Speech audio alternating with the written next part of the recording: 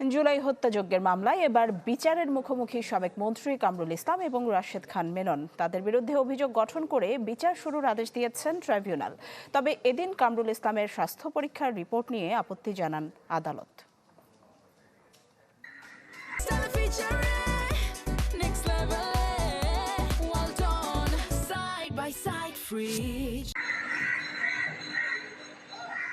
জুলাই আন্দোলনের মামলায় বৃহস্পতিবার অভিযোগ গঠনের শুনানির দিন ধার্য ছিল সাবেক মন্ত্রী কামরুল ইসলাম ও রাশেদ খান মেননের। কিন্তু সকালে বাংলাদেশ মেডিকেল বিশ্ববিদ্যালয় হাসপাতাল থেকে ট্রাইব্যুনালে জানানো হয় ট্রাইব্যুনালে আসতে চাইছেন না কামরুল ইসলাম। যদিও ঘণ্টা দুয়েক পর কামরুল ইসলামকে আনা হয় ট্রাইব্যুনালে। এজলাসে তোলার পর বিচারক তাদের জিজ্ঞেস করেন তারা দোষী না নির্দোষ। অভিযোগ অস্বীকার করেন তারা। সব শুনে ট্রাইব্যুনাল বিচার শুরুর আদেশ দেন।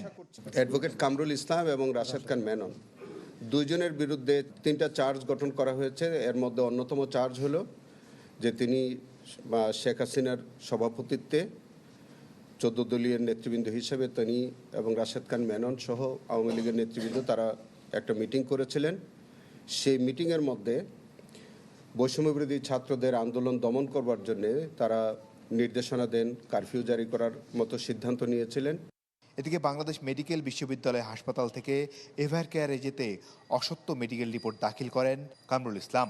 এই রিপোর্ট দেখে চটে যান ট্রাইব্যুনাল। প্রকৃত ডাক্তার কিনা তা পরীক্ষা করতে বলা হয়।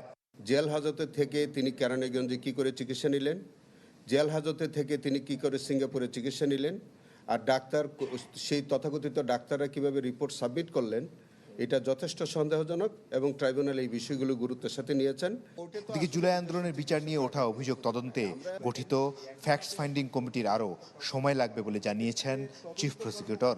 সেই সাথে তিনি বলেন অভিযোগ যদি তদন্ত সংস্থার কারো বিরুদ্ধে ওঠে তিনিও রেহাই পাবেন না। যারা তদন্ত কার্যে সংশ্লিষ্ট থাকবেন তাদেরকে আমরা প্রয়োজনীয় গাইডলাইন দিয়ে আসবো। মাসুদুর রহমান, চ্যানেল 24, ঢাকা।